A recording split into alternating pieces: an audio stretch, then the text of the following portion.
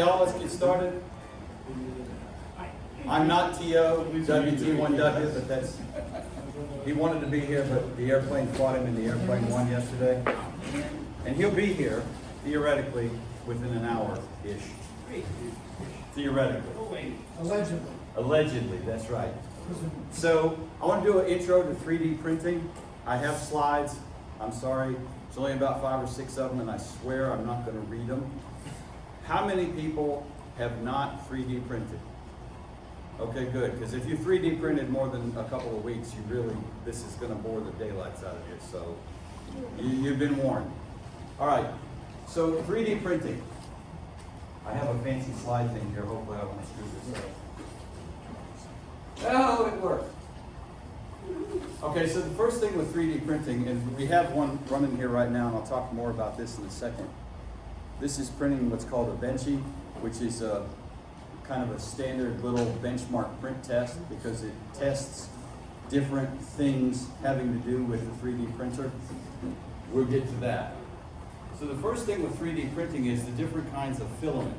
3D printing uses a roll of filament like this, and there's different kinds of plastic. It's all plastic, but when you say plastic, that actually encompasses a whole range of materials. And this is a quick little chart. These are AI-generated slides, by the way, because I am way too lazy to actually make PowerPoints.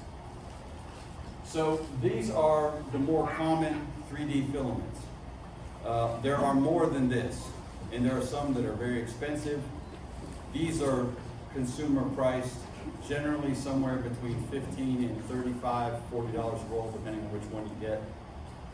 You have all the different filaments listed here: PLA, PETG, PCTG, ABS, and ASA. These are the more common ones. The difference between them mostly is going to be how outdoor rated they are, how much heat they can resist, UV breakdown. So for ham radio, for example, there are tons of 3D printed parts available for antenna bits, right? For dipoles and boxes to put stuff in and whatever. And those kind of things really don't need to be printed out of PLA. PLA is great for indoor use, and it's great for a lot of outdoor uses, but PLA does not like extended exposure to sunlight. If you print something in PLA and leave it on the dashboard of your car in Alabama in the summertime, you will come out and your print will be sad and saggy. It won't melt into a puddle, but if direct sunlight in a hot car, it will sag, okay? That's the biggest difference between PLA and the rest of these filaments. The rest of these are more heat tolerant than PLA. So you have PETG, which is a good starter filament for anything that you need to be weather resistant. It will hold up outdoors just fine. You have PCTG, which is sexy PLA, but it costs more. It is even more chemical resistant, UV resistant, heat resistant than the other two.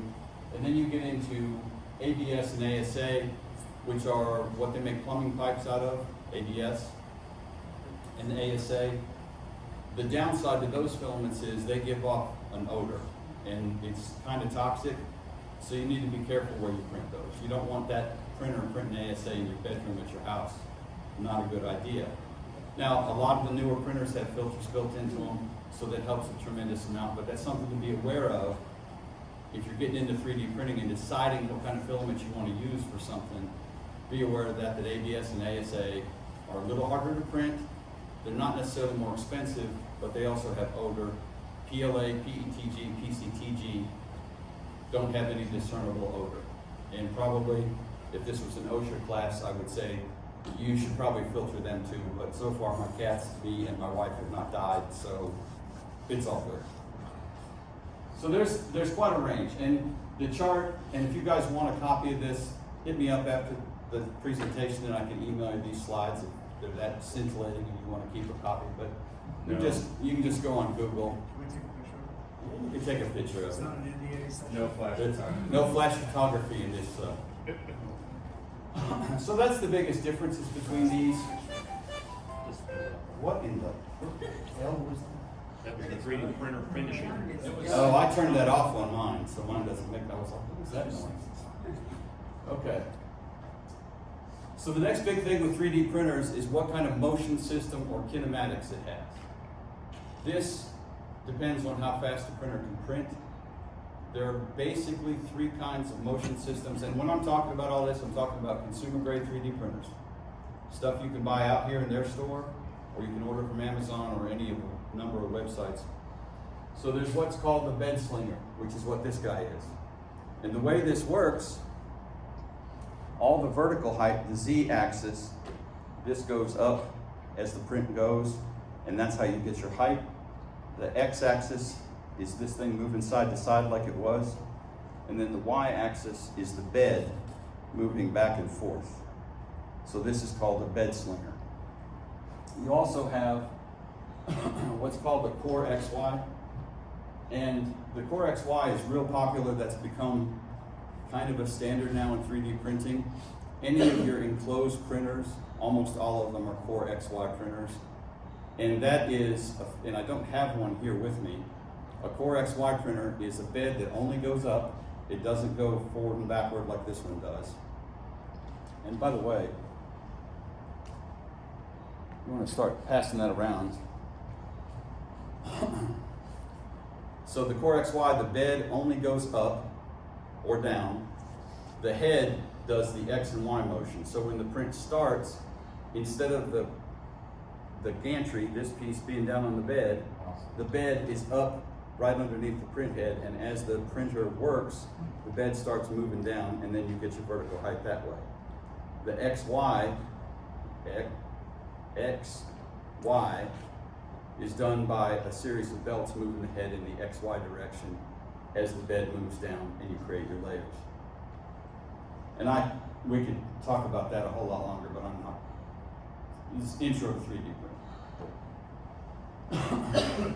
The third kind, and this is less common, but there are a couple of consumer models of these out there, and there have been previously because I've had two of them, is what's called the Delta printer. Deltas are not rectangular or square shaped, they're typically roundish.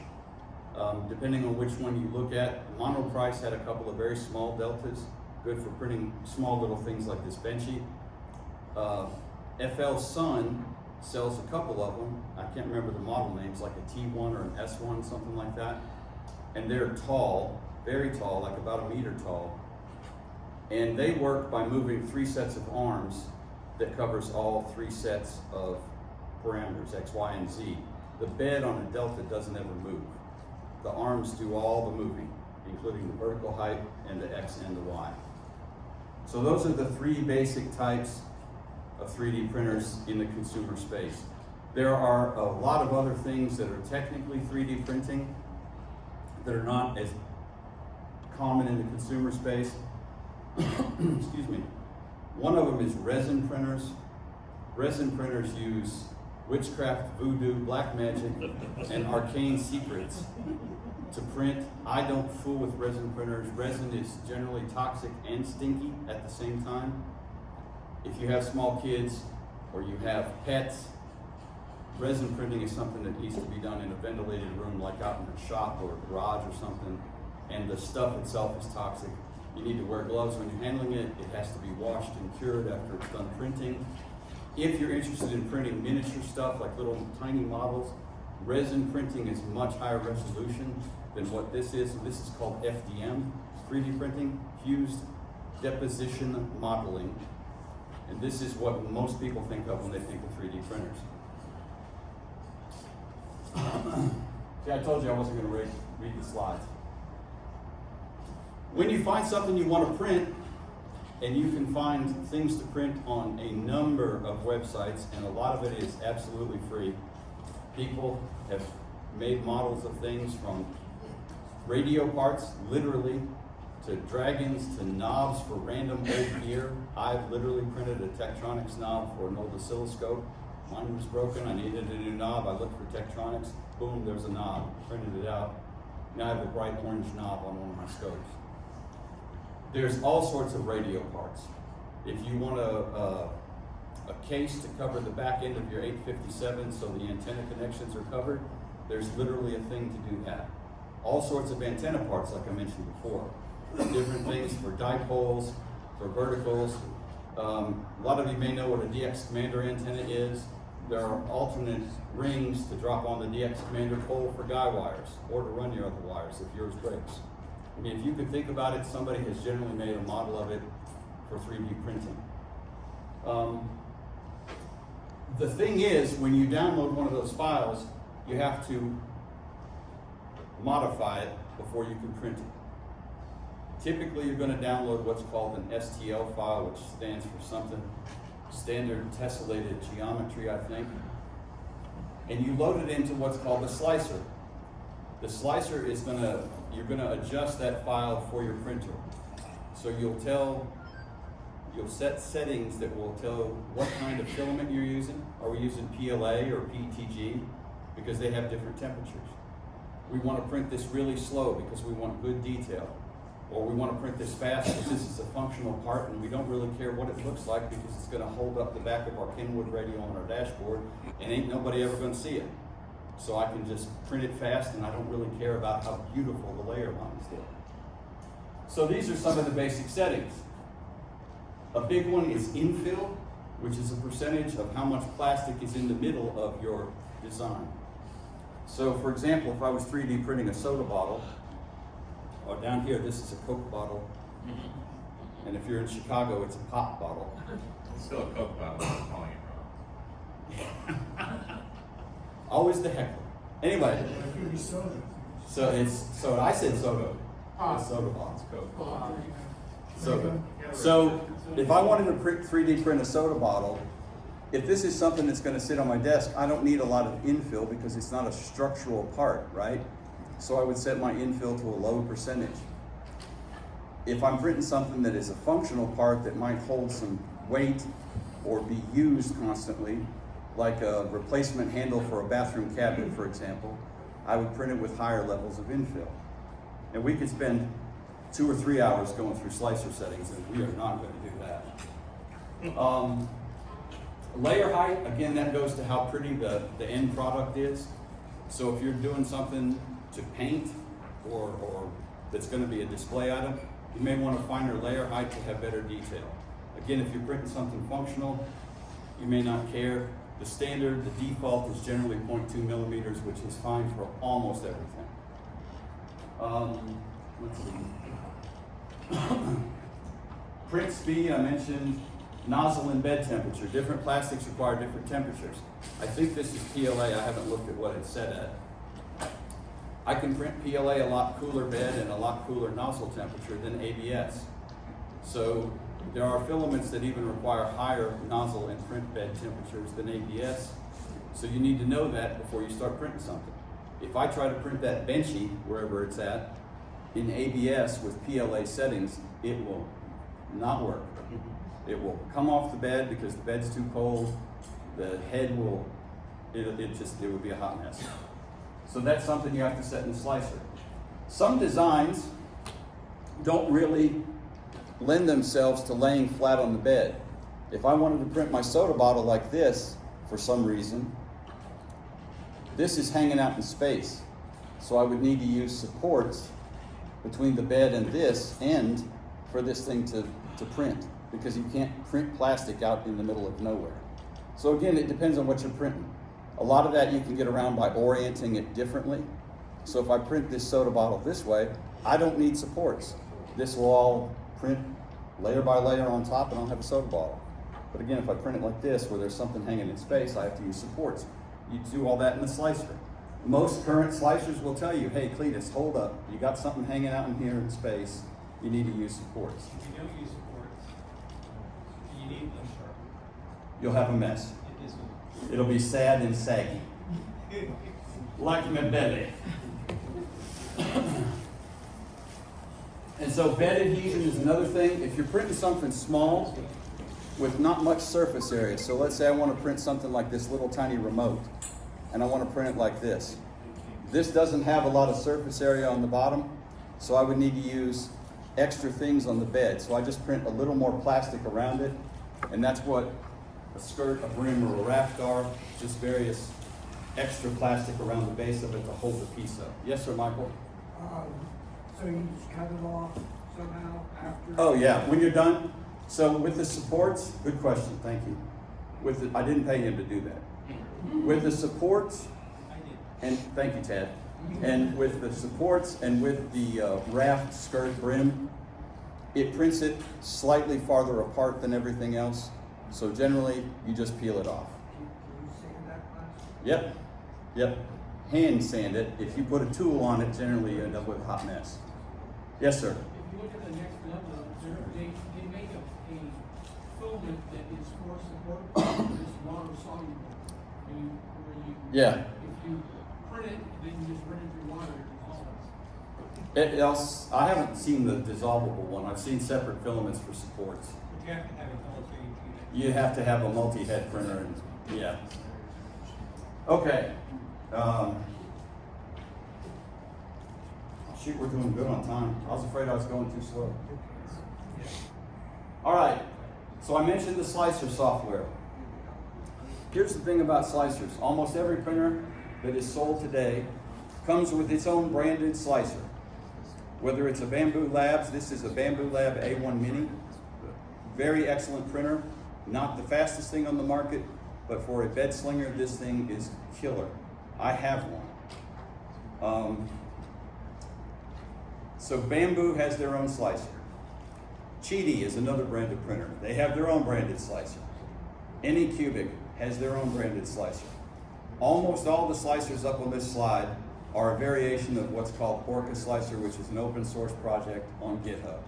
Orca Slicer will talk to pretty much any printer. Bamboo's a little sketchy. That's a whole nother show. So, for example, I mentioned Anycubic, Elegoo. All of those are variations of Orca Slicer, and they look almost exactly like Orca Slicer. The company has done a few tweaks to make it their own, but it's basically Orca Slicer. I use Orca Slicer if I can. So, you know, the whole slicing thing, that's like a whole another hour-long presentation. Just be aware that if you buy a printer, it's going to come with its own slicer. Creality has their own, Bamboo. Every printer maker makes their own slicer. The one that I have listed up here at the top, Ultimaker Cura, is the granddaddy of slicers. It's been around a while, and Ultimaker sells printers too, very expensive printers. Ultimaker is lacking a lot of features anymore that are in Orca Slicer. It's not particularly network aware, and it's not particularly printer aware. The last time I looked at it, which has been well over a year, so there's really no benefit to using Cura anymore.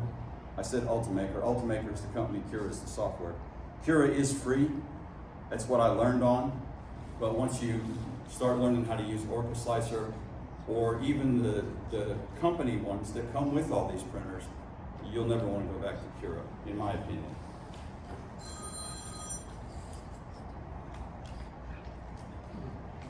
You mentioned they come with the printer? You download them from the company website. Okay. Yeah, I say come with, but you just That's download what, it. Yeah. Now, Bamboo's slicer is really good, and it's tweaked a lot for Bamboo printers. The other thing I would mention about slicers, in particular with the company modified slicers, for example, Bamboo. Bamboo sells filament.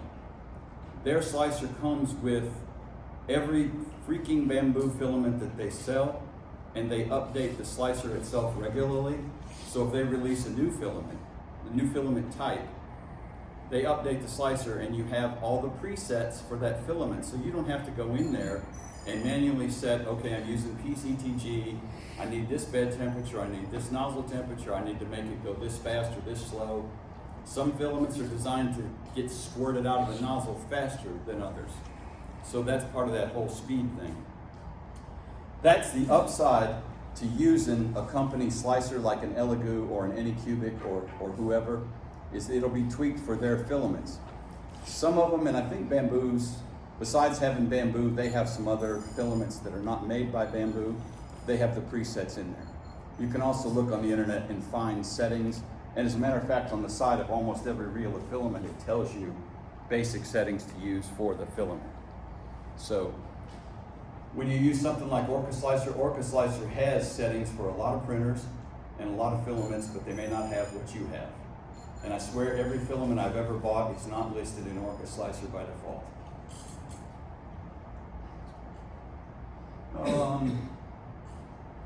Okay. Excuse me. So 3D models. You can design your own 3D models. We're going to start at the bottom of that slide. You can design your own 3D models with a site like tinkercad.com, which is a very basic introductory 3D modeling web-based software. I am not a 3D designer at all. I can make a square and I can make a cylinder, but I can't make nothing else. So, or have not at this point. So if you're into design, CAD design, there are a number of pieces of software, both free and paid, to design your own things to 3D print. If you're like me, and ain't nobody got time for that, there are a bazillion websites where you can find almost anything you can imagine. So you have Thingiverse, which has been around forever, and has millions, literally, of models of whatever. Again, I mentioned the Tektronix oscilloscope. Type in the word Tektronix on Thingiverse and you'll probably come back with 1,000 results. Type in Yaesu and you'll come back with a bazillion results. Or Icon. You need a stand for your Icon 70D.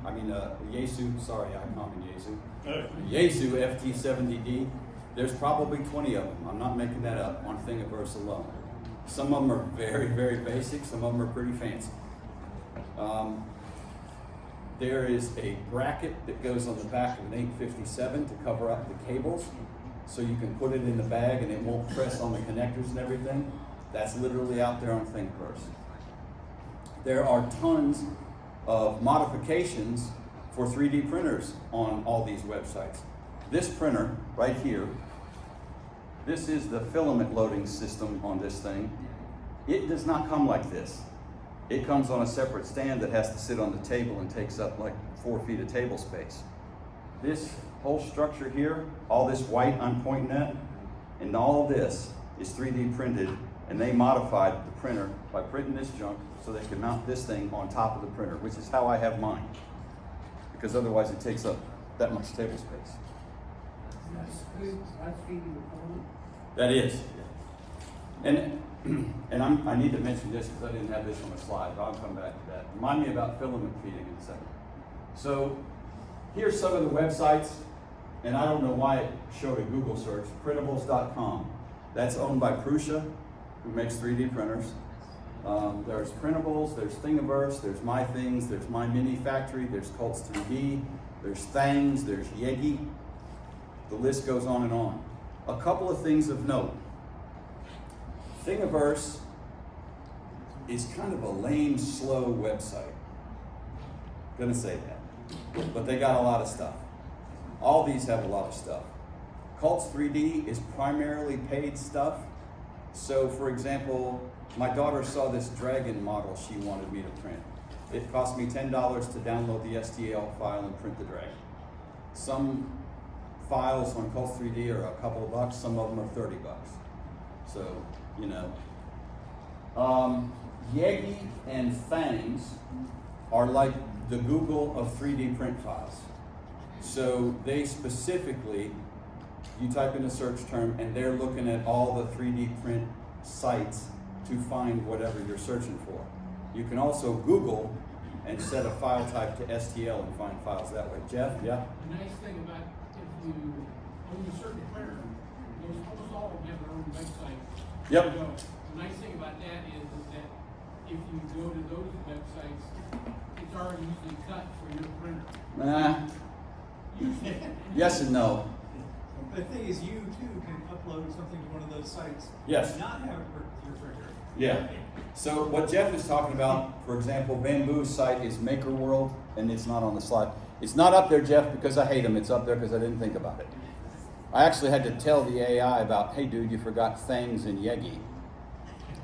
So for example, Bamboo's website is called Maker World, and it has bazillions of model files. It also has things you can print to build with the model files that they have. For example, you can buy for $10 a wireless mouse kit, and there's probably 500 wireless mouse covers to go over the wireless mouse kit. My daughter and I made one afternoon. So Bamboo is Maker World. Cheedy is Maker Online. Prusa is Printables. There's more. I can't remember what they all are. Etsy has files. Who? Etsy, the crafting website. Oh yeah. Files. So Etsy has files. They're all going to be paid, I would assume, on Etsy. So there is no shortage of things you can find. And with just those sites listed up there, if you can't find it, just wait a little bit. Somebody's already made it. Or that's when you get out Tinkercad and start trying to figure out how to design a left-handed widget to go on the backhand right side of a Yaesu 857. My friend Chuck, KK6USY, most of y'all probably have heard of him. He has a smallish YouTube channel. Chuck has gotten into doing a lot of modeling where he's making things, he's designing the files. So he's made 2 or 3 revisions of a Morse code key. And I saw Becky and Mike in here somewhere. Yes, Becky and Mike have made a Morse code key. We'll pass it around. Yeah, go ahead. And so, I mean, these are hands that are making stuff, modeling it, creating the actual model file, and then 3D printing and selling it. So Chuck has got 2 or 3 versions of his Morse code key, and he sold those things like they were crack at Dayton. Tom, did you have a question? I was just gonna say, for making stuff, another CAD program that's out there is called FreeCAD. FreeCAD, yeah. And it's gotten much better since they released 1.0. Bit of a learning curve, but it's very powerful. Any of the CAD has got a hell of a learning curve. The other thing about Maker World, and I think Maker Online has it now too, they have some wizard creator things in there. So one of them, for example, on Maker World, and Tad, I'll get you in a second. One of the things on Maker World is they have build your own desk organizer. So it's a very stripped down, super simple interface for those of us who are design challenged. And I made an electric screwdriver holder for my Amazon Basic screwdriver, and the bits, and a little tray for parts to drop in or other random crap that I don't know what to do with. And I used Maker World's design wizard thingy to make it without having to do all the things you have to do in Tinkercad or FreeCAD or Onshape or whatever. Ma'am? I'm gonna say this as a compliment to my husband, so I don't have to let him spend a lot of money on his way out for the next couple of days. So every night after dinner, I like a glass of milk and 6 Oreos, and I put them in a little Tyrix cup. He went into, which one of these? Those Thingiverse. Thingiverse.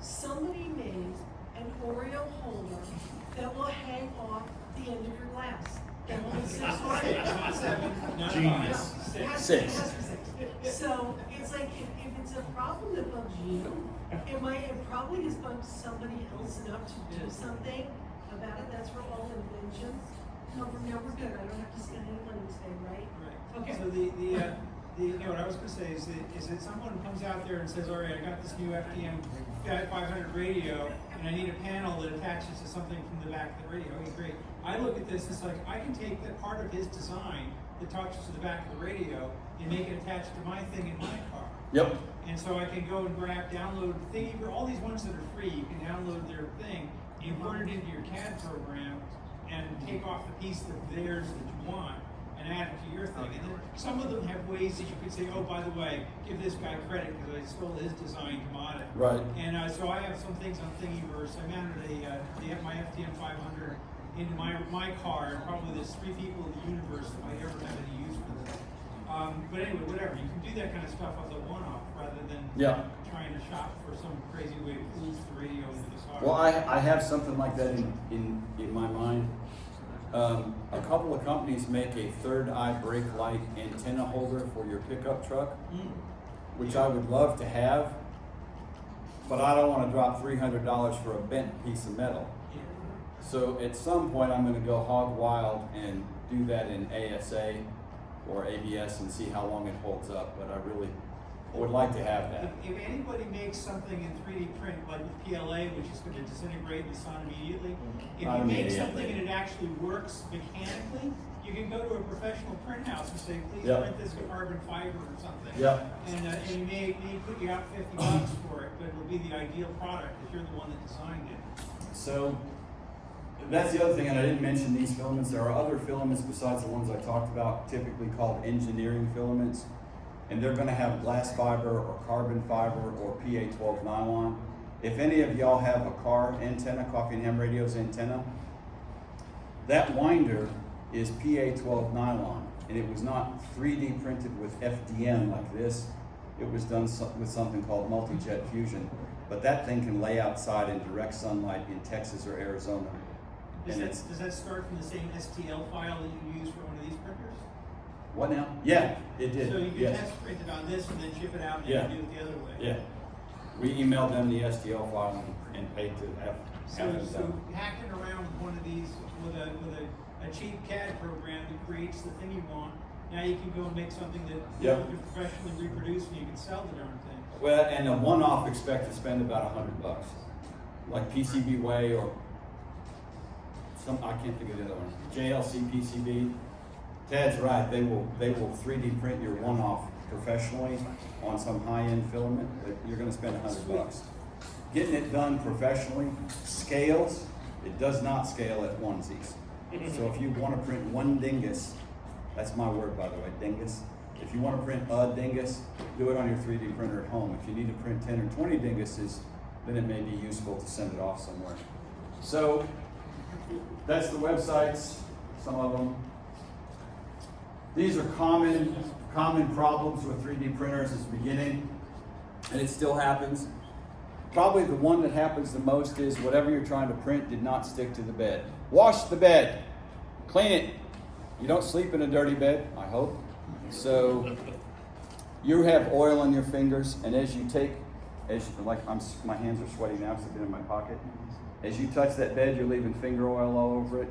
You can use IPA and wipe it off. Some people don't use isopropyl alcohol, like mom. Not beer. Not beer. I'm with you now. The other thing is you can also use dish soap, hot water and dish soap. Dawn works great because it eats grease like nobody's business. I mean, they use it on little precious baby ducks, right? So it's fine for your print bed. If you have printing problems and it doesn't stick to the bed, wash the dang bed, because that's probably the problem. Is the bed detachable? Yes. Okay. Yeah. On any newer printer, they are. It's magnetic, Oh, okay. Gotcha. and it's keyed, it lines up, and it's... Are they dishwasher safe? No, probably not. So that is probably the biggest beginner problem is your print didn't stick to your bed. And if it did stick to the bed, it's either because the bed is greasy, dirty, oily, whatever, or dusty as well, or you don't have the bed temperature set high enough and the plastic didn't stick. And if it's greasy, the other thing that cuts grease better than isopropyl is acetone, AKA nail polish. Nail polish remover, yep. Spaghetti monster, again, if the print is coming loose off the bed, depending on the printer and how its AI is set up, it may start printing in air. Instead of putting the next layer of plastic on top of the last layer of plastic, it's dropping it somewhere where there's no plastic, and so you have strings of plastic all over the place. Probably caused because the print didn't stick correctly to the bed. ABS is bad about this. It wants to lift and warp, and if you don't have the bed temperature set right and it's not clean and it's not everything lined up, the stars, it will tend to warp and then it'll throw everything off. You're printing stuff with a print head that is standard 0.4 millimeters, 4 microns in diameter, and the layer lines are 2 microns in diameter, normally, the defaults. So if the print gets off by a millimeter, it's not going to work right, and you'll end up with some kind of mess. Ron, did you have a question? Yeah, I was going to comment, go back on your first slide, but you got back to it here again. The last two filaments, was ASA and ABS. ADS, they typically, you have to have it enclosed, you can't have this an open bed like that. They are so heat sensitive, that would give you the warpage. And don't ask me Yeah. how I know, because I have worked the hell out of all of them. Yeah, they're a pain in the ass to print. Yeah. I'm just gonna say it.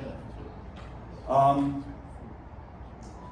So stringing or hairs, I've never heard it called hairs, I've heard it called stringing.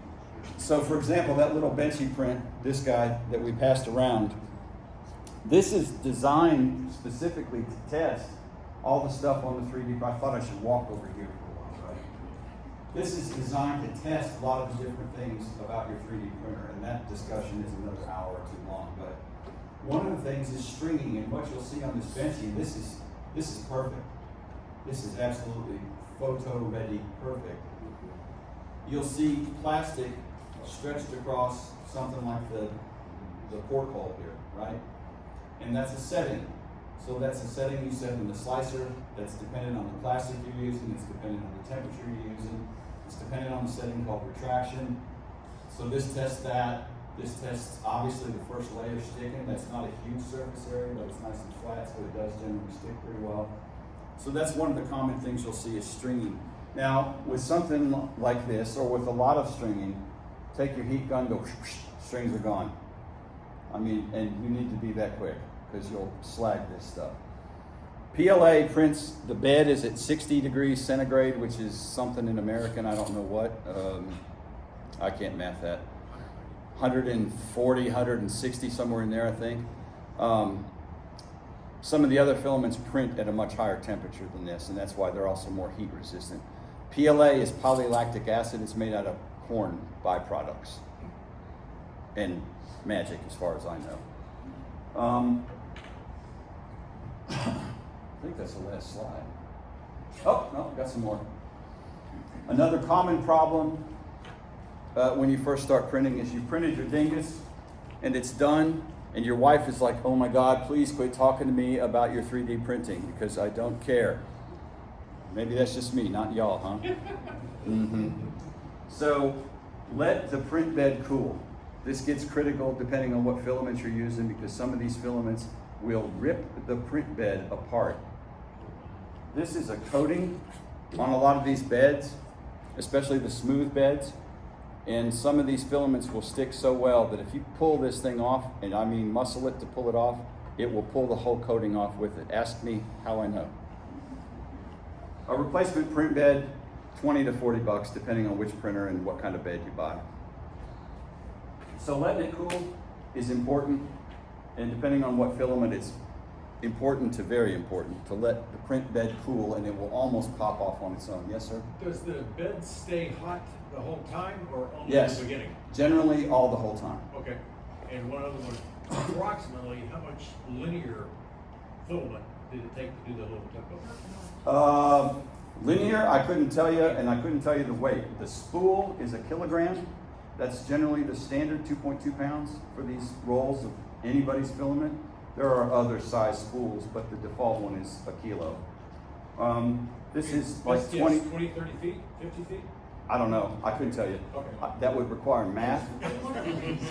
These are about 20 grams maybe 20 grams for this thing. And sir, one of the reasons that's a standard is because you can knock that out in very little time, so you know very quickly if things are going south in the printer. So And- that's one of the reasons why it's become the thing. Like The slicer will also tell you how many grams your print is going to be and the approximate time for how long it's going to If take. you put in the with your program for your filament, you know, like when you set up all the numbers, or you get it from Bamboo Labs or whatever, it'll tell you how much it costs. It'll do the math for you and say this is a 50-cent print. If you have the cost of the spool put in there, I'll tell you. This costs 22 cents to print this, or the Dragon, my daughter, and I'll tell you how long too, which is more what I To the care minute, about. To the minute. It's really, really good when it starts. The Dragon that I printed for my daughter took about 12 hours to print. Wow. So it's a commitment. She wants me to print this minion character, right, which is cool. The thing is like this tall, and it has 4 colors in it. And with all the color changes, it's going to be like 3 days, literally 3 days to print this. And I'm like, I know you're my daughter, but I don't know if I like you that much. $60 Hard, for the yeah. filament. Oh, my. Yeah. You So, sell the filament right out here, so you can price all of this. supports. If you have supports on your print, remember we talked about that? And there's some cool settings for doing supports that I'm not going to get into that make support removal a whole lot easier. Pliers, tweezers, whatever you need to. There's different kinds of supports, and I don't want to get too deep in the weeds on that. There's square ones and there's tree supports. You can put on so many supports that you can't tell what your print is versus your supports. I typically use tree supports. They use less plastic and take less time to make. And they're easy to identify generally what is my print and what is supports. Let's see. Clean up, and like I mentioned, you can sand this and use a little hobby knife like an X-Acto knife to clean off some of the noogies around some of the stuff. This print came out absolutely perfect. I don't work for Gigaparts and I'm not getting paid for this, but this is an awesome printer. So I recommend this as a starter printer. If you think you're interested in 3D printing, get this. It is a great setup. This is the printer. This is the AMS Lite, which is an automated material system, and I did mention I would talk about that, and we're good on time. Most printers come with the ability to hang one roll of filament on them at a time, depending on what printer you get. This printer, you've got two options. You can buy it like this, and it has a spool holder back here on this side where you'd hang your one roll of filament. I have several printers that can do multiple reels at one time. I don't use it that much, but you can. The other thing with something like this, and this will hold 4 rolls of filament. I may not want to print multicolor. Maybe I'm just printing ham gadgets, right? Bits to sell on Etsy or at Hamfest or whatever. I might just hang 4 rolls of black filament on it and be done with it.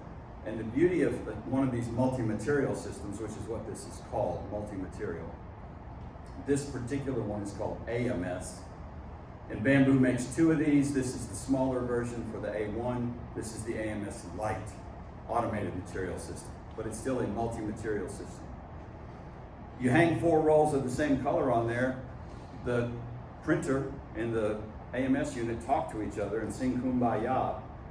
And the AMS will change to the next roll of black filament when the first one runs out.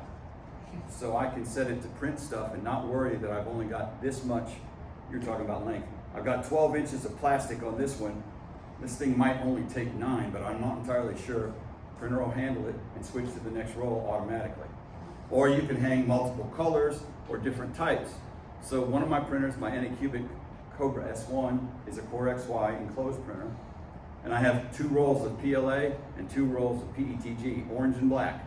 Orange and black PLA, orange and black PETG. And that's the way I set that one up. Some printers come with this. It depends on the printer. Anycubic Cobra is selling it as a combo. So you buy the printer, you get this, and it's about $600 for the Anycubic. It's a bigger printer than this. The other thing that printers, when they talk about specs, is the size of the bed. So this is 180 millimeters, whatever that is in American. 7 inches, I think. Most of the Bamboos, with the exception of this one, have a 256 by 256, excuse me, pizza, by 256. So your X and your Y, and then your height. So when they sell printers, they'll tell you what the volume is on the printer. And that's the X, the Y, and the Z together.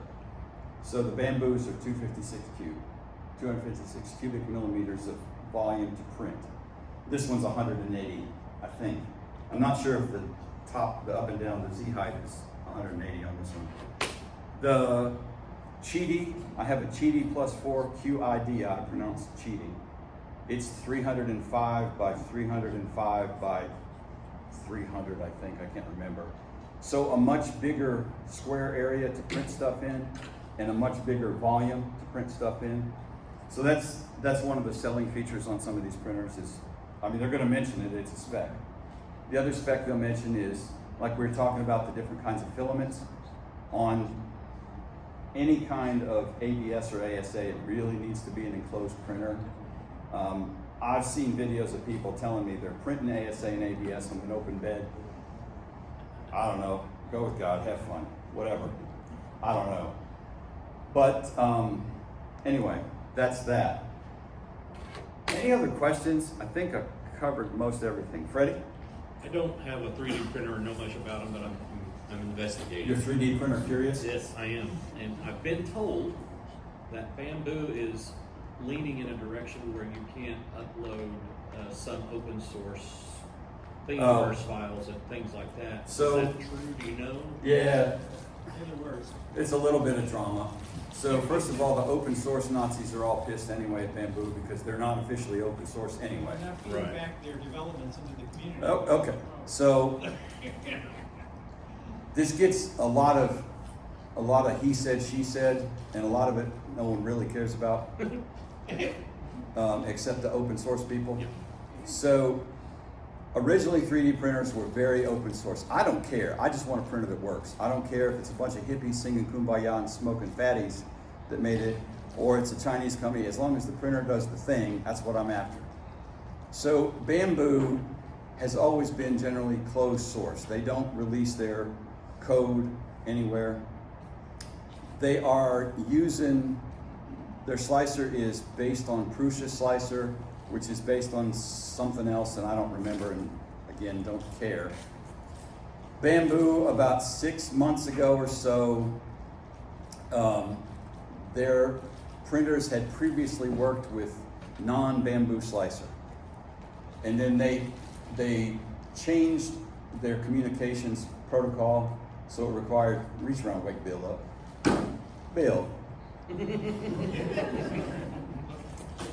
Okay, it's time to wrap this up. Bill's falling asleep. So, I had to mess with you. I'm sorry. brother.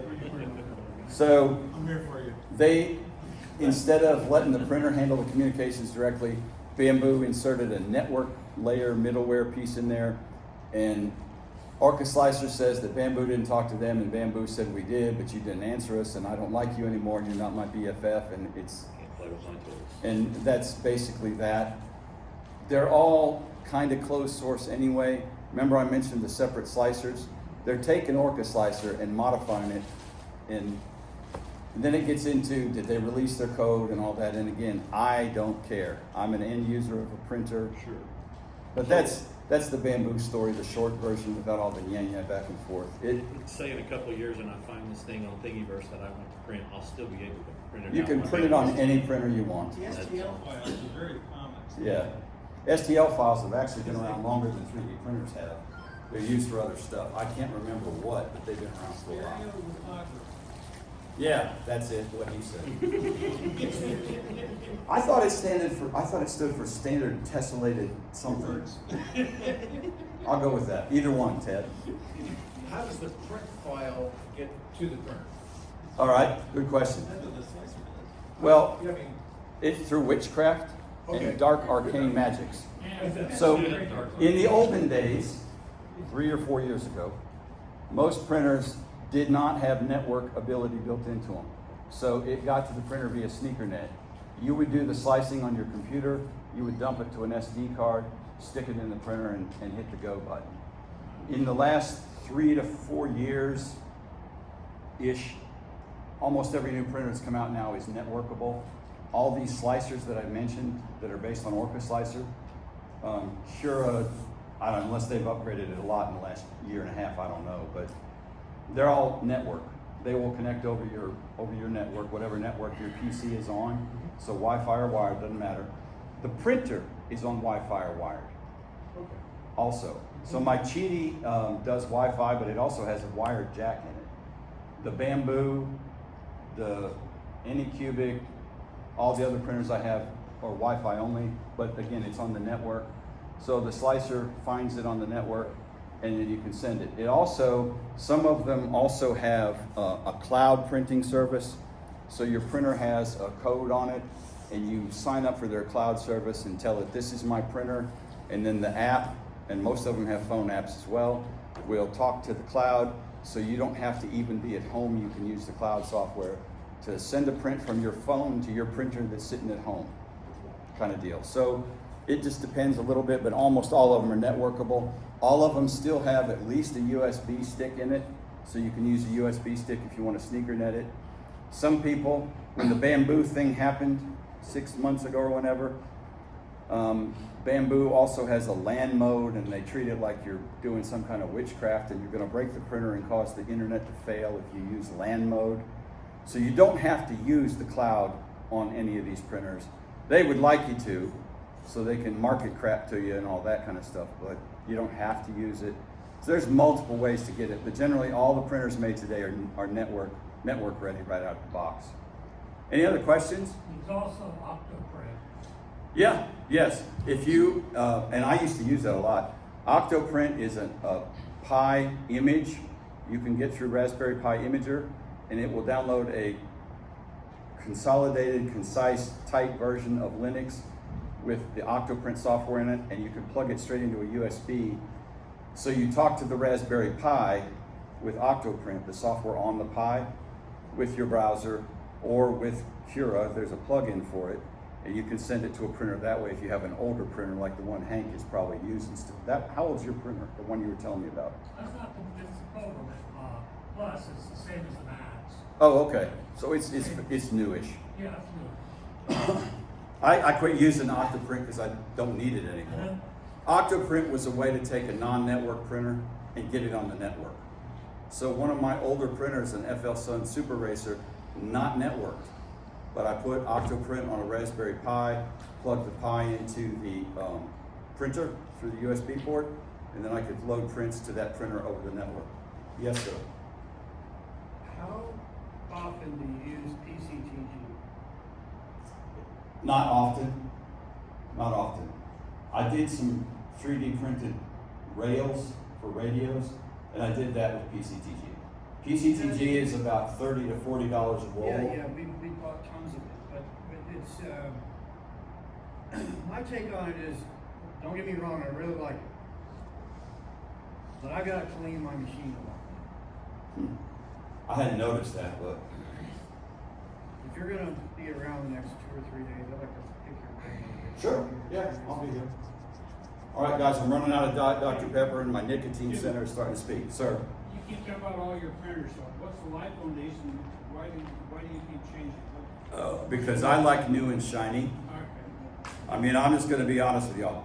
So I have an A1 Mini, this guy exactly. I've got the Cheedy Plus 4, which is the big guy. I've got a Creality K1 when it came out, the Anycubic Cobra S1, and then the, what the hell ever the other one is, the Centauri Carbon, which is all fairly new. But I just like 3D printing, and I like new and shiny. That's basically it. Some of them are also large, right? Sir? Some of your printers are also. The Cheedy is a honker. Yeah, and she weighs 70 pounds. It's yeah. Compared to that one, which you can pick up with your finger. Yeah, if you don't have the AMS on this thing, well, even with the AMS. Oh! This is kind of awkward because that's off balance. I really. Than 70 pounds. Yeah, the Cheedy that I'm talking about is about 18 to 2 feet cubed or square on the side, and about yay tall, and literally weighs 70 pounds. I had to go seek medical treatment after I installed that printer. Was there another question for me? Yeah, I had a comment, but go ahead. You have a lot of comments, Tad. What is your comment, sir? The CAD thing, make your own, and to do your own stuff and test it and change it and test again. The CAD programs, some of them are very sophisticated, very professional, and the only caveat on using it for free is that your product is public domain. So in other words, you can use a $2,000 a year CAD program for free, so long as you don't care that someone else might get a copy of your Right. output, which is kind of sweet to play when you learn how to use an expensive CAD program. I would learn how to use a cheap CAD program. I think FreeCAD is overly complicated. Tinkercad is a good way to start if you want to design stuff. Is it as good as FreeCAD or Onshape or some of that other stuff? Nope. But it's also a whole lot easier to start with. It takes 5 minutes to get into. Yep. And I made some fantastic cubes in it. So if you need a cube, I'm your board, okay? Any other questions, guys? Sure. Out of the box, is that a single print head or is that a multi-print head? No, sir. Okay, good Is that question. an add-on? No, this is This is the product here, and it's a single print head. It comes with 4 different nozzles, so you have multiple sizes of nozzles. Okay. The default nozzle is 0.4 millimeters. If I remember right, and it might be a skew thing, I'm not sure.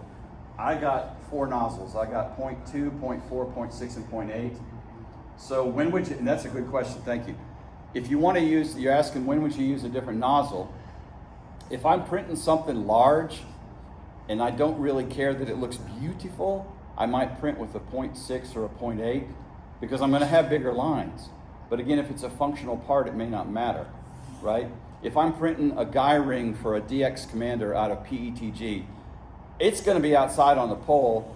I don't care if it's 0.8 layer lines because no one's looking at it admiring my guy ring, you know? So yeah, the Bamboo does come with different size nozzles. The other thing, and thank you for asking that, there are different kinds of nozzles, and this is important. The standard nozzle on a lot of printers is brass, and that is fine for all the filaments that I showed you up here. When you get into abrasive filaments, like anything with carbon fiber or glass fiber, or glow in the dark, wood-based filaments with wood and crap in them, you need a hardened steel nozzle or a better nozzle than brass because they will wear the nozzle out. And then you'll have things that don't print right. So there are different types of nozzles. These are brass that come with it. I'm sure you can probably buy different ones. I don't know because I haven't looked. I have not printed anything abrasive, so I'm still using whatever the hell nozzle came with the printer. Some of them, and I want to say the Centauri and the Chidi might have come with hardened steel. I can't remember for sure. So, but those, you don't have to worry about that unless you're printing abrasive engineering filaments. And carbon fiber stuff, you're looking at $150 a roll. So I'm not printing dinguses out of carbon fiber. This stuff, Bamboo is probably 20-ish a roll for their PLA.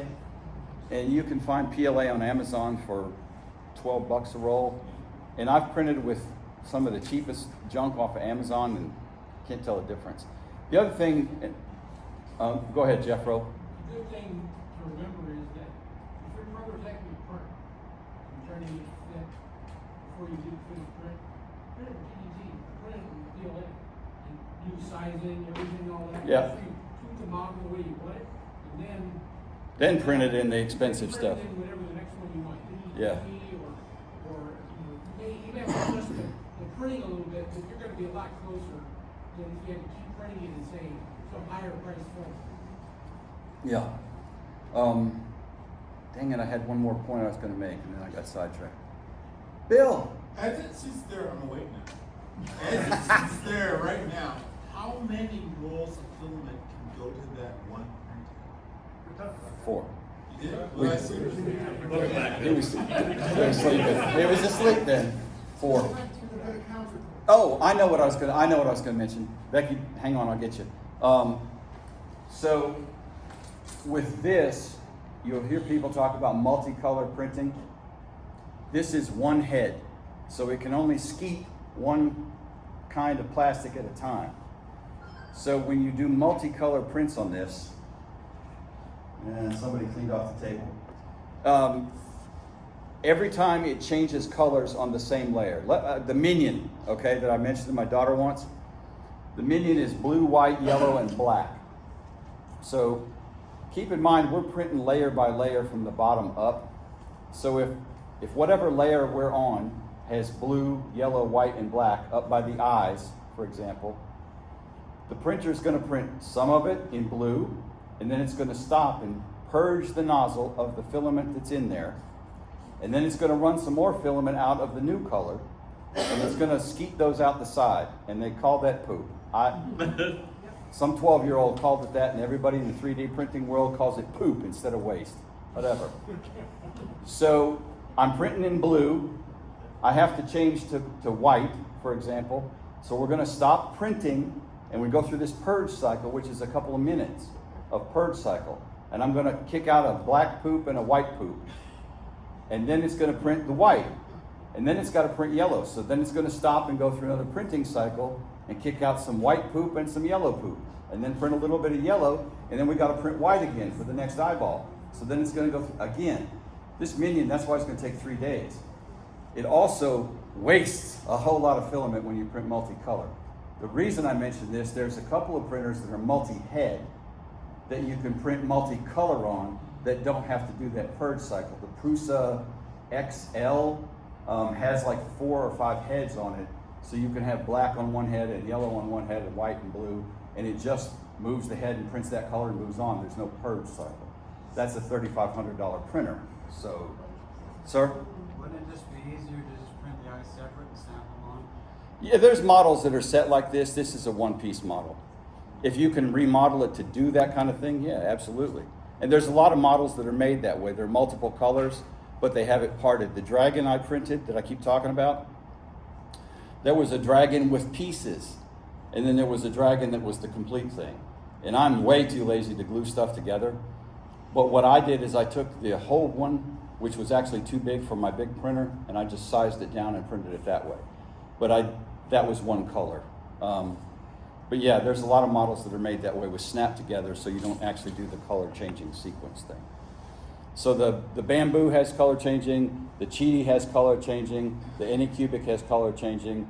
Bamboo's got a new printer out, the H2D, that I think also has a laser, a freaking laser attachment.